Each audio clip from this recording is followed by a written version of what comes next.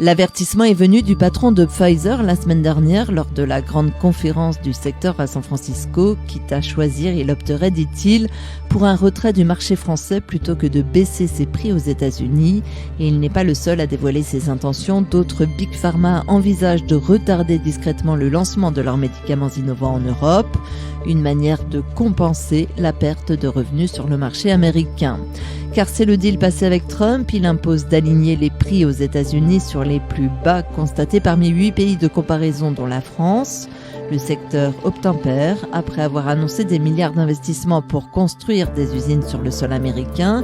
Il commence à réduire ses prix outre-Atlantique. C'est ce que AstraZeneca s'apprête à faire par exemple, le groupe britannique qui... Aucun journaliste international n'a pu pénétrer ici depuis à peu près 1 an. Nous avons eu l'autorisation exceptionnelle de filmer à l'intérieur du CECOT, juste derrière moi.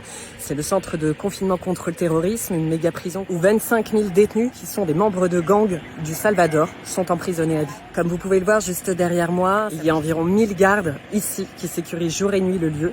Les murs font environ une dizaine de mètres de haut et sont tous électrifiés. On est au niveau du sas de sécurité.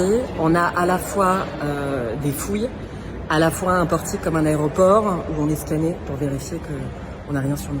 Là, on est dans l'armerie de la prison, donc il y a des armes lourdes.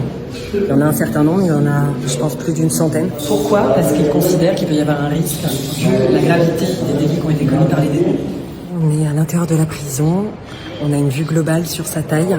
Ici, il y a des gardes armés, tous les mètres, 24 heures sur 24, qui protègent la prison. Nous sommes à l'intérieur d'un des bâtiments du CECOT. Ici, il y a 24 cellules, et dans chaque cellule, il y a 80 prisonniers.